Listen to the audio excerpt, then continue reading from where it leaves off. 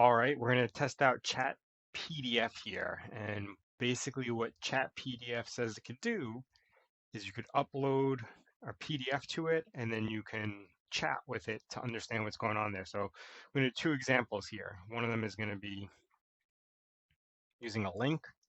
In a prior video, I did a talk about the Yuga Labs, how they just won on summary judgment a case against some counterfeiters of their NFTs that were basically trying to claim that they were a parody and they're playing off of it. But yeah, so what we do is we put in the URL and it says, you can ask. So here, let's, was the basis for the decision.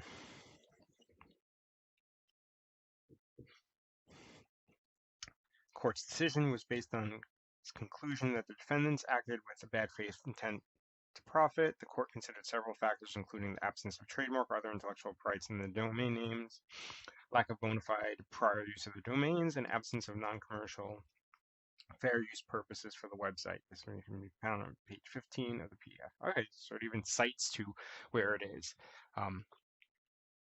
If you're a lawyer out there, you know what it's like to read cases. That's pretty much all we did in law school. But if you're not a lawyer, the way judges write could be pretty complex sometimes. They cite a lot of old cases. It's kind of daunting to read an opinion, especially some of the longer ones. So it's nice to have this. You can see what did you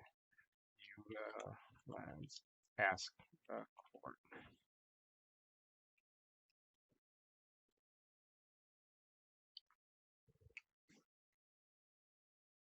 So what did Yuga Labs ask the court to do? File a motion for summary judgment, asking the court to grant summary. Yuga Labs filed a motion, summary judgment, asking the court to grant summary judgment in its favor. Several causes of action, including false designation of origin and cyber squatting. Yuga Labs sought determination of damages on its first cause of action for false designation of origin. This information we found on page 22 of the PDF. So it's citing to where it's getting the information from on the PDF, which is pretty cool. So let's see what it gives you some suggestions of what to ask.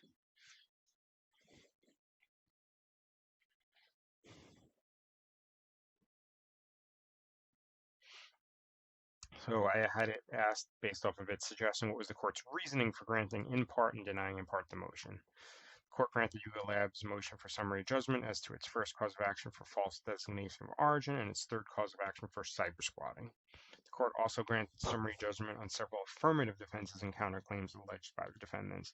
However, the court denied Yuga's motion with respect to a determination of damages on its first cause of action for false designation of origin. The court's reasoning was that based on its analysis of the evidence presented by both parties and its application of relevant legal standards to evidence, information we found on page 20. Let's just ask it this. So what is the standard for?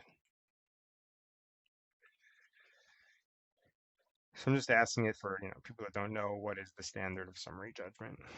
Usually in a opinion they would have wrote what that was. Proper where the movement shows there's no genuine dispute as to material fact and the movement is entitled to judgment as a matter of law. Okay, that probably for the average person that might be hard to understand. Whereas a lawyer, we're dealing with it every day, but essentially you're asking the court to make a decision based on all the evidence laid in front of it. They usually take the evidence and look at it in the light most favorable to the non-moving party. So here, Yuga Labs was the one that asked for the summary judgment motion. They're the moving party, whereas I think RIP was the defendant, is the non-moving party. So all the evidence should have been looked at in the light most favorable to them. So let's try, I think there's another, new PDF. So let's see what happens when we do a,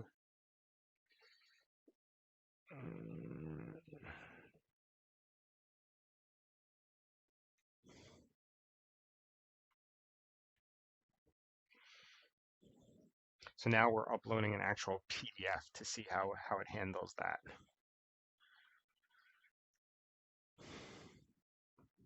So this is basically a trademark trial and appeal board opinion letter. So it's giving us, and this actually has to do with an attorney. I looked at it before real quick. It has to do with an attorney that sought to register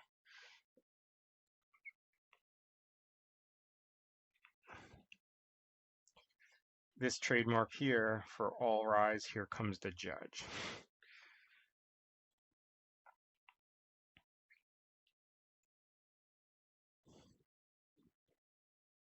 Let's see if we ask it to summarize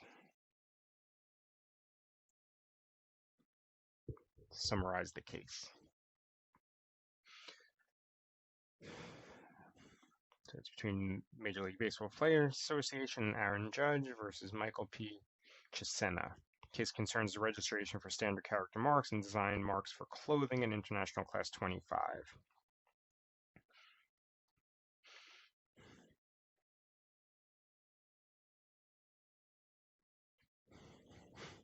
So how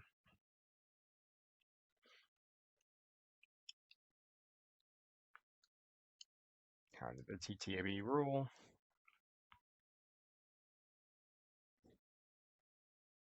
PO doesn't provide information how the TTAB ruled.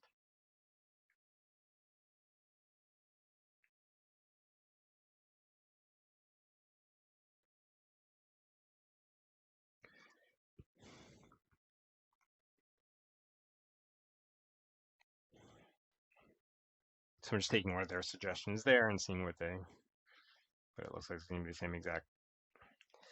PF does not provide information on how this opinion affects the trademark registration process for clothing. The opinion only concerns. Okay, so the thing that's confusing here is Class 25 is for clothing, so.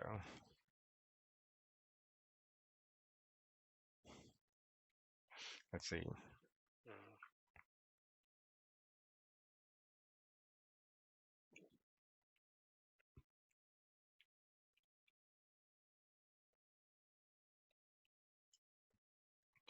Let's see if it says, is he allowed to register his application?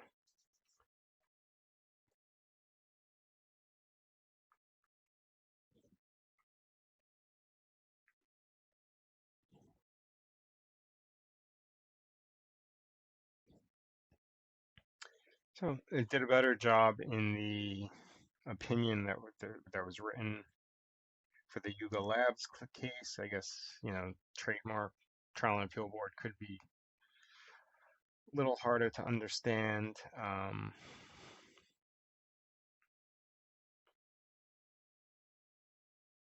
just trying to see though what the actual outcome was to see how off base is it. So, I mean, the decision is right there.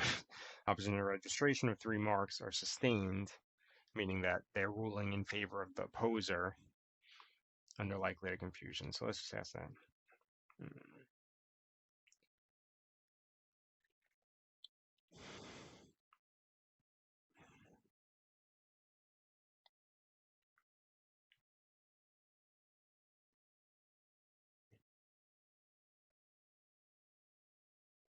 Okay, so this definitely needs some work. This CHATPDF, it could maybe just be this actual PDF is giving it issues.